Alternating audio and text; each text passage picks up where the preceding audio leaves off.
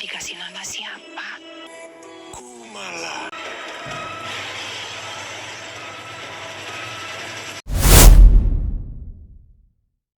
Hai guys, makasih buat kalian yang udah klik video ini. Kali ini kita akan rangkum film Sumala yang diangkat dari kisah nyata. Menceritakan tentang kehidupan sepasang suami istri yang kaya raya nih guys. Nah, tetapi sulit untuk mendapatkan keturunan. Nah, tanpa sepengetahuan suaminya, si istri nekat untuk melakukan perjanjian dengan setan untuk mendapatkan keturunan, yang pada akhirnya membawa bencana bagi kehidupan mereka.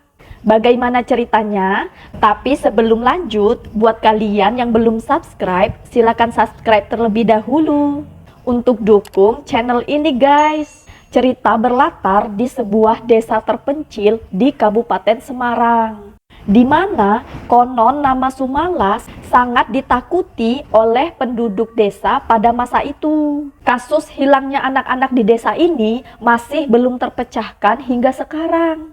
Hanya satu nama yang mereka yakini sebagai pelakunya, dia adalah Sumala. Kisah bermula pada sebuah keluarga yang memiliki rumah 2 lantai, perkebunan jagung yang luas, dan peternakan di desa tersebut. Ya, bisa dikatakan keluarga ini adalah keluarga yang kaya raya nih guys. Nah, si suami bernama Sujiman dan si istri bernama Sulastri. Namun, setelah belasan tahun menikah, mereka masih belum dikaruniai keturunan. Bu Sulastri merasa tertekan dan dia merasa hidupnya belum sempurna karena belum memiliki keturunan. Sampai akhirnya tanpa sepengetahuan si suami, Bu Sulastri memutuskan untuk mendatangi seorang dukun dari desa seberang yang dipercaya bisa membantunya untuk mendapatkan keturunan. Si dukun pun memintanya untuk melakukan ritual dan menyuruhnya meminum ramuan. Tak lama kemudian, ritual pun berhasil dan Sulastri pun berhasil hamil. Mereka pun menyambutnya dengan sukacita, karena memang kan selama ini sudah didamba-dambakan nih guys kehadiran si anak. Nah, 9 bulan berlalu, akhirnya Bu Sulastri melahirkan. Seperti yang dikatakan si dukun, dia akan melahirkan anak kembar. Namun, satu anaknya memiliki fisik yang mengerikan, seperti gumpalan ari-ari, namun bergerak dan menangis. Sementara anak yang fisiknya normal malah tidak menunjukkan tanda-tanda kehidupan. Pak Sujiman syok dengan apa yang dilihatnya. Dengan spontan, ia merebut dan mengangkat bayi tersebut nih guys. Karena dia malu memiliki anak yang berwujud mengerikan itu. Kemudian Pak Sujiman membunuh anak tersebut. Di saat bersamaan, anehnya bayi yang berwujud normal tadi tiba-tiba menangis dan menunjukkan tanda-tanda kehidupan. Nah, si bayi diberi nama Kumala. Tapi sayangnya Kumala tumbuh dengan kondisi keterbelakangan mental, seperti anak autis. Nah, sejak saat itu Sujiman menjadi sosok suami yang kasar dan pemarah, karena dia menganggap kecacatan Kumala adalah karena ketidakbecusan Sulastri dalam menjaga kandungannya. Sejak saat itu, keluarga mereka sudah tidak harmonis lagi. Sekarang Pak Sujiman menjadi temperamental yang membuat Sulastri makin membenci Kumala. Dia menganggap kesialan ini adalah akibat lahirnya Kumala. Singkat cerita, Kumala sering disiksa sampai usianya menginjak 8 tahun. Nah, si Kumala ini seperti memiliki 2 kepribadian yang berbeda di kala siang dan malamnya nih guys. Saat siang hari, ia seperti anak normal yang hanya bisa menangis saat dipukul oleh kedua orang tuanya. Tapi kalau malam, ia berani melawannya siapapun itu.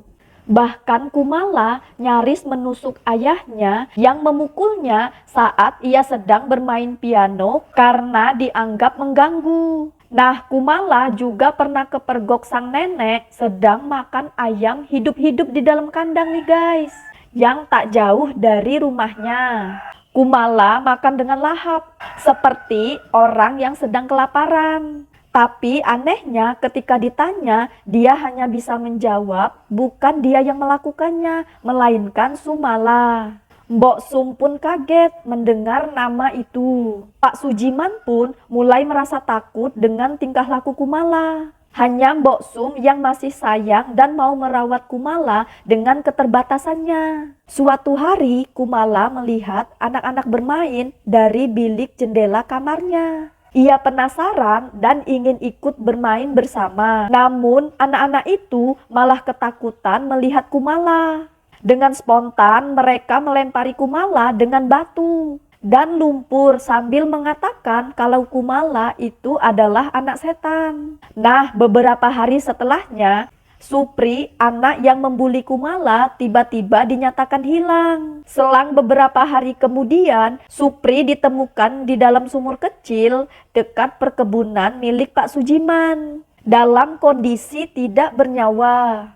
Tidak berselang lama, Sukro merupakan salah satu teman Supri ikut menghilang dan ditemukan dalam kondisi tidak bernyawa di sela-sela akar pohon beringin tua dan ditutupi dedaunan kering. Kejadian itu terus berlanjut hingga ketujuh anak yang membuli Kumala tadi nih guys.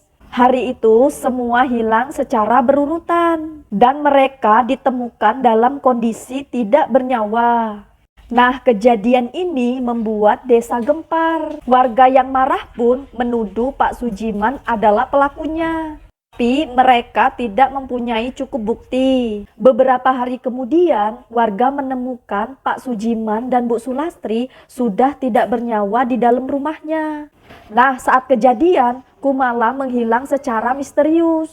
Warga pun berusaha mencari Kumala tetapi tidak membuahkan hasil. Singkat cerita, Mbok Sum menceritakan kalau semua ini adalah buah dari ritual yang dilakukan Bu Sulastri untuk mendapatkan keturunan, yang mana ia akan mengandung anak kembar, satu dari bangsa manusia dan satu lagi dari bangsa iblis. Harusnya Sulastri merawat kedua anak itu hingga usia mereka 10 tahun.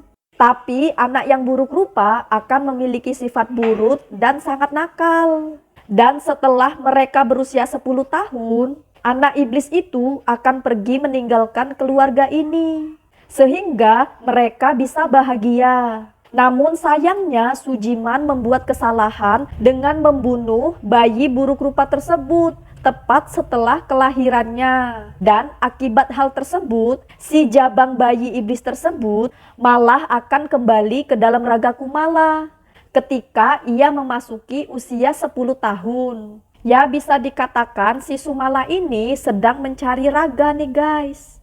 Nah, sejak saat itu, larangan soal anak-anak jangan main di hutan dan keluar rumah pada malam hari mulai dipercaya warga di sana. Meski begitu, kasus kematian anak-anak secara misterius belum terbongkar sampai saat ini dan masih kerap terjadi. Nah, gimana nih ceritanya? Bantu komen dong.